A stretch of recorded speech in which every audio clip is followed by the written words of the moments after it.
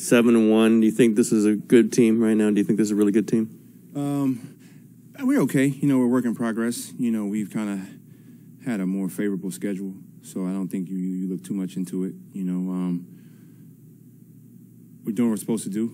You know, that says a lot. You know, there's a lot of talent in this league, and, you know, you've seen some pretty interesting comebacks. I think it was a big one tonight, the Milwaukee-New York game, and there is something to taking care of games you're supposed to take care of. So we got to finish out the home stretch and continue to have the right mindset in terms of not looking at our record, but looking at how we're playing and how we're improving through each game.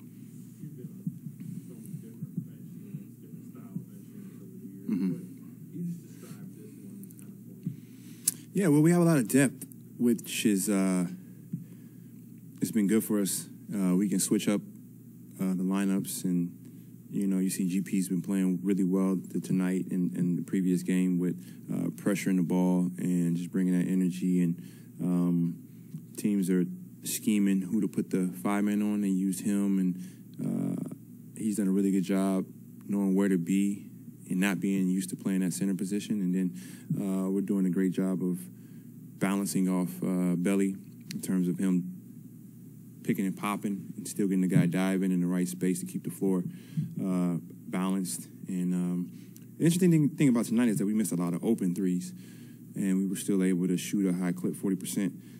So those are positives. Otto's been really good for us, and he's shooting the ball really well in practice, not missing. And, you know, D. Lee has been really, really good for us. You know, the games we need him to make big baskets, he's been able to do that.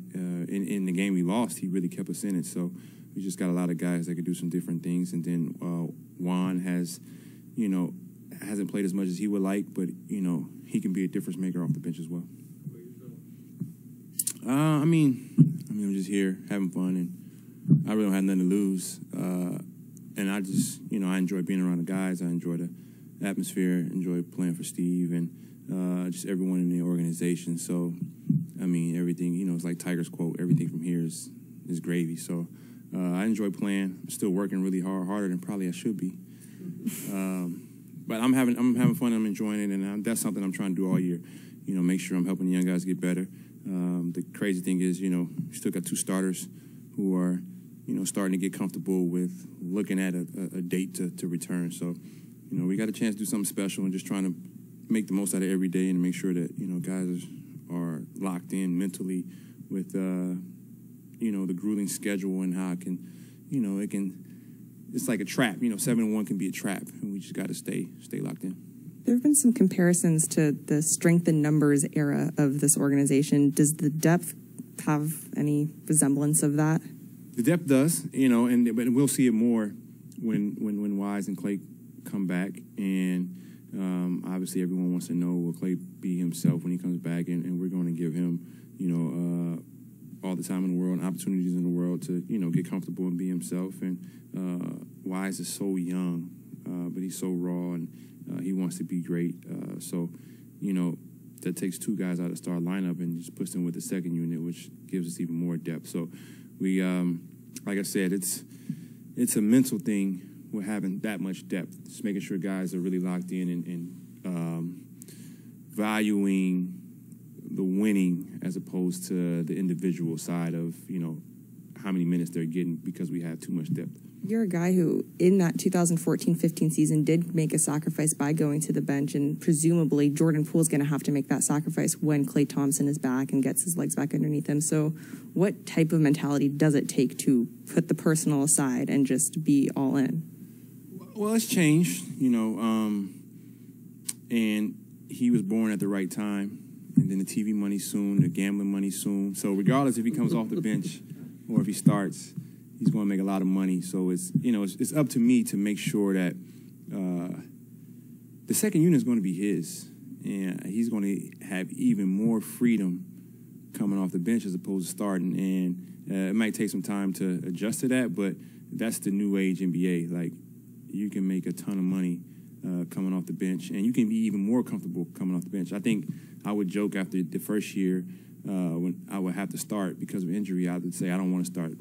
I would joke with Steve, start somebody else. So he'll learn that, he's going to have a lot more possessions, a lot more opportunities, and we got to get him to the foul line. I think that's the next phase for him, and not relying on having, 26 with 0 free throws. I think he had 31 last game with 0 free throws. He likes those Clay stat lines. Yeah, no rebounds, and he had an assist. But, yeah. Andre, you were watching Wiseman from afar last season, and now you've got to see him in practice, get to be around him. You've talked about, what is the limit for him? What is his career going to look like, do you think?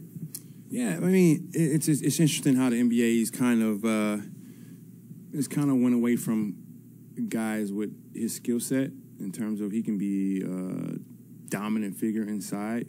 I mean, Giannis is dominant, but Giannis is, he's just, his ball handling skills and the way he attacks is essentially he's like a guard. But with Wise, he can change the game. I said it always just takes one guy to bring back the mid-range in terms of they got a double team. Defense has to shift, and you have to pull over to him so much that the mid-range is going to be open, the elbow is going to be open, and those are going to start being a point of attack once you have a dominant big. So, but he still can run the floor well. He can actually handle it really well. The way the game's been played at that age group now, though, they've gone away from a feel or a skill set. So it's, about, you see a lot of highlights. It's a guy getting the rebound and going coast to coast doing their thing. You don't really see too many guys doing backdoor passes or, setting screens, high lows, the small nuances of the game that you had in the, before the era of, Steph changing the game. So I think it comes back, but, he has to understand that making players around him better will make his job and make his life a whole lot easier, and will actually help him have better stats by just being able to make the guys around him better.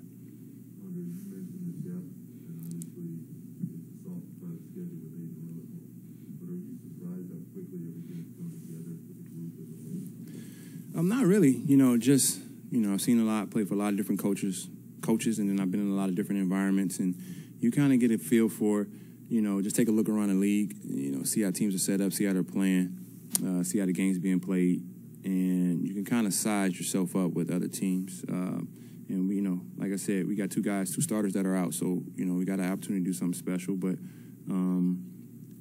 we got to continue to try to get better every single day, and find our weaknesses before other teams do. That's the one thing I'm always harping on is like, all right, what is our Achilles heel? And then how do we turn that into a strength? And we've been able to do that in the years we've had success. So I think we can get back to that this year and, playing with 13, 14 guys that can really impact the game. Yeah, it's interesting. He's going to I'm looking forward to him getting out the mistakes in the G League games. And, I think it's being used the right way. Early on it was trying to figure out how to use the G League, where Moses just went down, and I talked to Moses. I think he shot 16 shots his first game, and I'd say, good, get your misses out the way in the G League games, and try tight passes. It's like talking to my son. It's crazy. I tell my son the same exact thing. Using practice and using those practice games in the G League as a way to figure out what you do well, figure out what you need to work on, and then when you come up here, you're playing a little more tighter. You really can't make the same mistakes. You can't have a turnover or two. You got to play clean basketball, but you can use the G League to, get you comfortable with, taking 2 shots up here and still being efficient. So with him, he just got to stay in the gym and literally, morning early, practice, then come back at night, and then play G League games, come back, play a game here. He just got to just be enwrapped in basketball, for his first 5 or 6 years. And, if he does that, he has the opportunity to be special.